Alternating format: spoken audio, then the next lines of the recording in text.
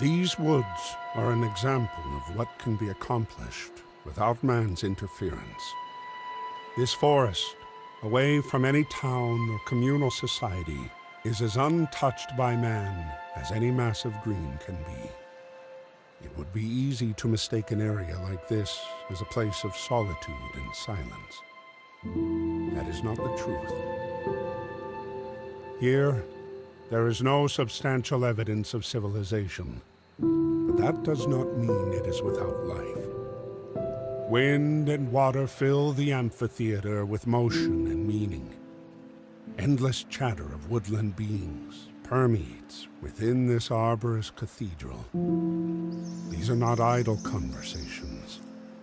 It is an opera, a symphony, a concerto of unification, perfectly executed by design. There is no explanation for how these beings coexist.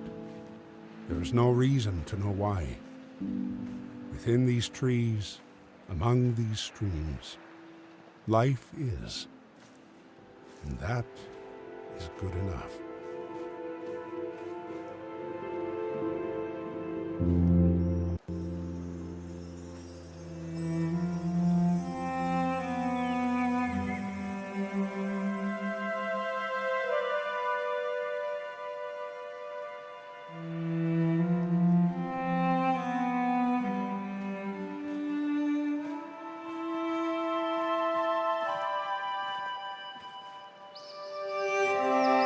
Nature is not entirely benevolent, and yet this does not take away from its beauty.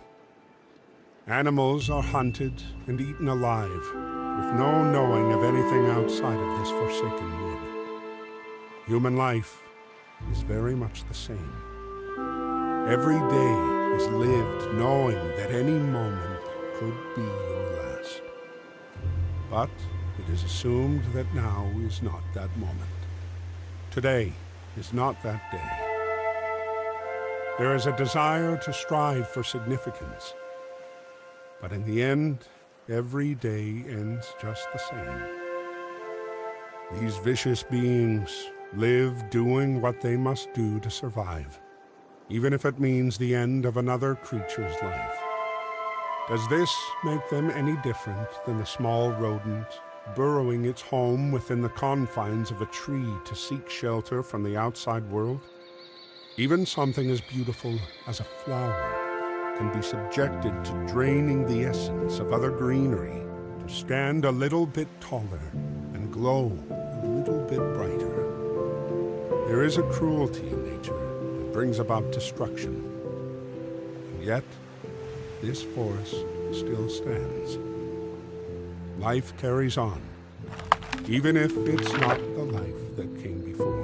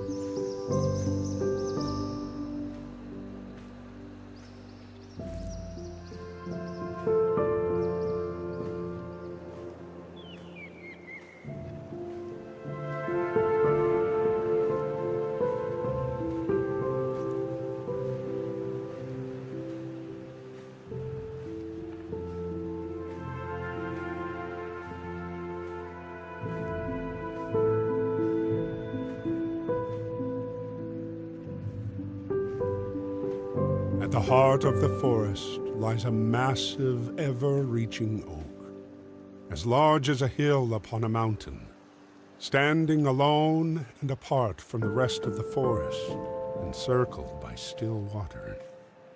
The trunk of the behemoth is impossibly thick, able to withstand the elements for the centuries it has stood here. The stoic branches do not sway like the other trees within the wind. Night is everlasting beneath the countless branches. No light permeates the endless leaves.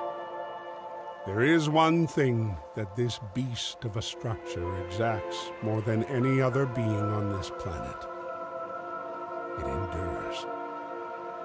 It endures the frost of the winter, the storms of the spring, the scorch of the summer, and the collapse of autumn. It endures the loneliness from being different and unyielding. The tree grows taller and stronger with each year, but never closer to the others that surround it. The other trees live, and they will surely die. But this monolith remains to stand the test of time.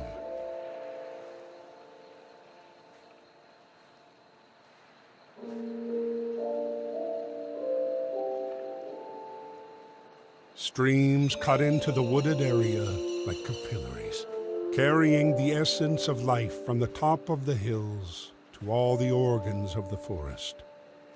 The streams swiftly scour the mountainside to ensure the continuation of this Eden, ceaselessly palpitating the blood of the earth. Unlike a standard circulatory system, the cycle of this network of vitality does not return to its source. It only travels downward into the endless expanse of the sea, to nevertheless return as droplets in the rain. Following the streams is a sure way to reach the colossal peak, if one were not to worry about the definitiveness of gravity. There is only one way to reach that height so directly, and it requires wings. Without a transport of such convenience, one must move onward into the dense arteries of the mountain, where the sun is no longer your companion, and the loneliness truly sets in. The dark takes over, and there is nowhere else but forward. There is no more going back.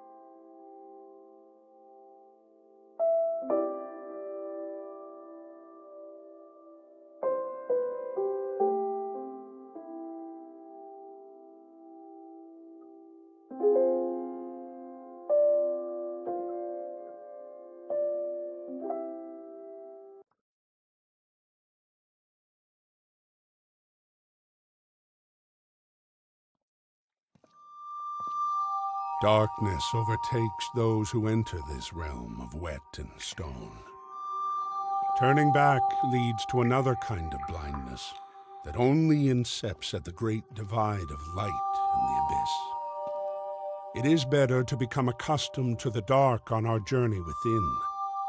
The only way to reach the highest peak is to descend into the deepest parts of ourself, far within the mountain. The life of the outside world does not go where we must dread. There is no reason for creatures without a conscience to join in on this quest of introspection. The light is quickly fading, giving us a sign to carry on. For now, this is the only option, the only one there's ever been.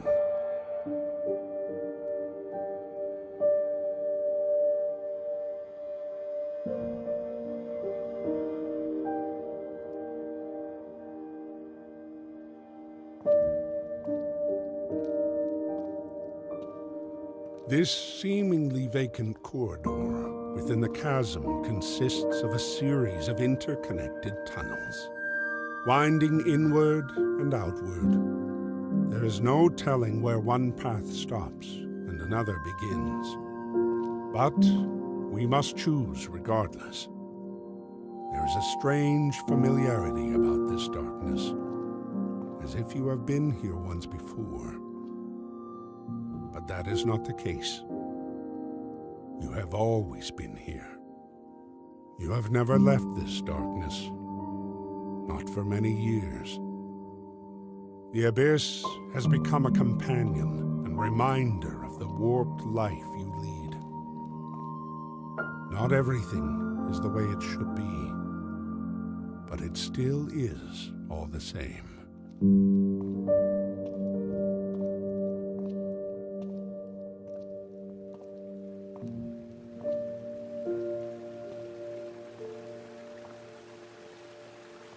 The silence of the deep has now been broken. What once was a faint drip has now become a bellowing beat of a heart of stone, distilling the essence of life before sending it throughout the tumultuous cavern. The pounding echoes within your mind until there is nothing left but the sound and the feeling of undeniable existence pushing forth.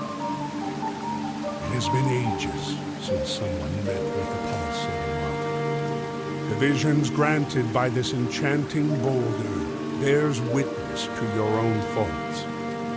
These jaded memories are not left forgotten and are carved into the walls to stand the test of